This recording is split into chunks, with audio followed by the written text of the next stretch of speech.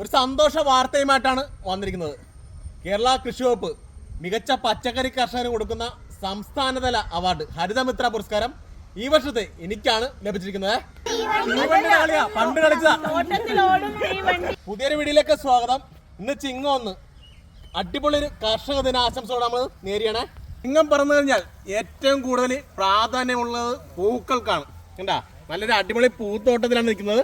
അപ്പോൾ ഇവിടെ ഒരു പ്രധാന വിഷയം പൂൺ ചെയ്യണോ വേണ്ടയോ എന്നുള്ളതാണ്. ഞാൻ വർഷങ്ങളായിട്ട് പൂണിങ്ങിന് വലിയ പ്രാധാന്യം കൊടുക്കാറില്ല എന്നുള്ളതാണ്. അപ്പോൾ എന്തുകൊണ്ടാണ് എന്ന് ഞാൻ പറയാവേ. ഈ കാണുന്ന തോട്ടം ഉണ്ടല്ല, 1 ഏക്കറാണ്. ഇവിടെ നമ്മൾ വഴുതനയും ബന്ധിയും കൂടെ 1.5 വട്ടമാണ് ഇട്ടിരിക്കുന്നത്. കണ്ടോ, നോക്കിയാൽ അതിൻ്റെ ഭംഗി നോക്കിയാൽ. അപ്പോൾ കീടങ്ങളുടെ അറ്റാക്കും കുറയും, നല്ല രീതിയിൽ വരുമാനം കിട്ടും. കണ്ട, ഇത് കണ്ട, ഈ രീതിക്കാണ് ഇവിടെ ഫുള്ള് ചെയ്തിരിക്കുന്നത്. കേട്ടോ, എല്ലാം പൂവായും കായായൊക്കെ തുടങ്ങിയിരിക്കുന്നത്. കണ്ട, കത്തിരിക്കായും വഴുതനയൊക്കെ വ്യത്യസ്ത ഇനങ്ങളാണ് ഇവിടെ കൃഷിയിരിക്കുന്നത്. ഇതൊരൊറ്റ ചുവട് ഓറഞ്ച് ബന്ധിയാണ്. അപ്പോൾ ഇതിൻ്റെ തണ്ടിൻ്റെ കരുത്തൊന്ന് നോക്കിയേ. ഇത് കണ്ട, ഒറ്റ ചുവടാണ്. എത്രത്തോളം ബ്രാഞ്ച് ഉണ്ടെന്ന് നോക്കിയാൽ, ഇപ്പോൾ എത്രത്തോളം മൊട്ട് നിൽപ്പുണ്ടെന്ന് നോക്കിയാൽ. ആയി തുടങ്ങിയുള്ളൂ. അപ്പോൾ അതിൻ്റെ മഞ്ഞയുടെ അവസ്ഥ ഇതൊക്കെ തന്നെയാണ്. ചുവട് ഒറ്റയാണ്. കണ്ടതേ എത്രത്തോളം ബ്രാഞ്ച് വന്നിട്ടുണ്ട്. അപ്പോൾ നമ്മൾ പ്രൂൺ ചെയ്തത് കൊണ്ട് മാത്രമല്ല, നമ്മൾ അടിവളം നമ്മൾ കൊടുത്തിട്ട് ഓരോ 10 ദിവസം കൂടുമ്പോഴും മേൽവളം കൊടുത്ത് ഇതുപോലെ മണ്ണ് നമ്മൾ വെച്ച് കൊടുക്കും. അപ്പോൾ അതുകൊണ്ട് തന്നെ നല്ല കരുത്തുള്ള നല്ല വലിപ്പമുള്ള ബന്ധിയാണ് നമ്മൾ വില കൊടുക്കുന്നത്. ഇത് മഞ്ഞ ബന്ധിയാണ് കേട്ടോ. ഇതിനൊക്കെ ഇഷ്ടംമാതിരി ബ്രാഞ്ചാണ് ഉള്ളത്. പക്ഷേ ഓറഞ്ചിന് വെച്ച് നോക്കുമ്പോൾ ഇച്ചിരി ഹൈറ്റ് കൂടുതലാണ്. ഹൈറ്റ് കുറച്ച് വളർത്താൻ വേണ്ടി നമുക്ക് വേണമെങ്കിൽ പ്രൂണിങ് നമുക്ക് സ്വീകരിക്കാവുന്നതാണ്. അല്ലാതെ ബ്രാഞ്ചിന് വേണ്ടി ഒരു കാരണവശാലും ഇപ്പോൾ ഇറങ്ങുന്ന ഒരു ലേറ്റസ്റ്റ് വെറൈറ്റി ഒന്നും തന്നെ ഇത് ചെയ്യേണ്ട ആവശ്യമില്ല. പരമാവധി വളങ്ങളും വെള്ളങ്ങളൊക്കെ ചോട്ടിൽ ഇട്ട് കൊടുത്താൽ മാത്രം മതി നല്ല ഈൽഡ് കിട്ടാൻ. പൂക്കൾ മൊട്ടിട്ട് തുടങ്ങുമ്പോൾ തന്നെ നമുക്കിത് കമ്പി 2 സൈഡിലും വരഞ്ഞു കൊടുക്കുന്നതിലാണ്. അല്ലെങ്കിലൊക്കെ മഴ വീഴുമ്പോൾ സമയത്തൊക്കെ ചരിഞ്ഞ് മോനിടെ ഉണ്ട് കേട്ടോ. ഇപ്പോൾ വഴുതിനൊക്കെ 2നും ഒരേപോലെ മുട്ടാവും.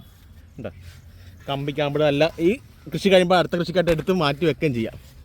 കൃഷി ചെയ്യുന്ന തോട്ടങ്ങളിലെല്ലാം ബന്ധിക്ക് വലിയൊരു പ്രാധാന്യം കൊടുക്കുന്നുണ്ട്. അതുപോലെ തന്നെ ഇവിടെ കണ്ട, ഇവിടെയൊക്കെ ഈ ഏരിയയിൽ ഫുള്ള് പൂഞ്ചിന് മാത്രം നല്ലൊരു ചിലവ് വരും. അപ്പോൾ ചിലവ് കുറക്കുന്നതിൻ്റെ ഭാഗമായിട്ടാണ് ചെയ്യുന്നത്. ഇപ്പോൾ കുറച്ചൊക്കെ ബന്ധി ചെയ്യുന്നവരുണ്ടല്ലോ, അവർക്ക് വേണമെന്നുണ്ടെങ്കിൽ പ്രൂൺ ചെയ്യാം, നല്ല ബുഷായിട്ട് ചെടി വളർക്കുക. അതായത് സെയിം റിസൾട്ടൊക്കെ തന്നെ എനിക്ക് കിട്ടണത് കേട്ടോ. ഇത് ഞാനിപ്പം ഇവിടുന്ന് കട്ട് ചെയ്തെടുത്താണ്. ചില ബന്ധിയുടെയൊക്കെ വളർച്ച ഇതുപോലെ നേരെയൊക്കെ ഉണ്ടാവുള്ളൂ. കാരണം ഗ്രോ ബാഗിലൊക്കെ കൃഷി ചെയ്യുന്ന സമയത്തൊക്കെ എന്നാൽ കരുത്ത് കുറവായിരിക്കും.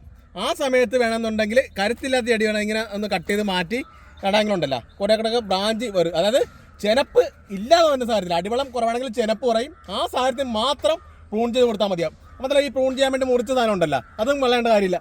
ഇത് നമ്മൾ എവിടെയൊക്കെ കുഴിച്ച് വെക്കണമെങ്കിൽ അത് നമുക്ക് പെട്ടെന്ന് തന്നെ ഫ്ലവറാകും. ഈ മഴയൊക്കെ പെയ്യുന്നതുകൊണ്ട് തന്നെ കൃത്യമായിട്ട് പിടിച്ച് കയറുകയും ചെയ്യും. ഈ തോട്ടത്തിൽ ബന്ധിയും ചീരയും വഴുതിനൊക്കെ ഒരേപോലെയാണ് നട്ടത്. 25-ാം ദിവസം ചീര വിളവെടുത്ത് തുടങ്ങി. ഇപ്പം 55-ാം ദിവസത്തിലേക്ക് എത്തിയിരിക്കുകയാണ്. ഇപ്പോൾ വഴുതിനയും ബന്ധിയൊക്കെ വിളവെടുപ്പിന് പാകമായിക്കൊണ്ടിരിക്കുന്ന സ്റ്റേജിലാണ് കടന്നു പോകുന്നത്. പണ്ടൊക്കെ ബന്ധിയൊക്കെ കൃഷി ചെയ്യുന്ന സമയത്തൊക്കെ ഇത്രയും വലിയ ബന്ധിയൊക്കെ ഉണ്ടാവുമായിരുന്നു. അതൊക്കെ പെട്ടെന്ന് തന്നെ മറിഞ്ഞു പോയി കാറ്റ് മഴയൊക്കെ വരുമ്പോൾ. ഇപ്പോഴത്തെ എല്ലാം ഷോർട്ട് വെറൈറ്റികളാണ്. അപ്പം പ്രൂൺ ചെയ്യണമെന്ന് നിർബന്ധമൊന്നുമില്ല കേട്ടോ. അപ്പോൾ പ്രൂൺ ചെയ്യേണ്ടവർക്ക് ചെയ്യാം, ഞാനൊന്നിനും എതിരല്ല. അപ്പോൾ ഇതൊക്കെയാണ് ഈ വീഡിയോ വിശേഷങ്ങൾ. അപ്പോൾ മറ്റൊരു വീഡിയോയിൽ പുതിയൊരു വിഷയം കാണുന്നത്. ബൈ.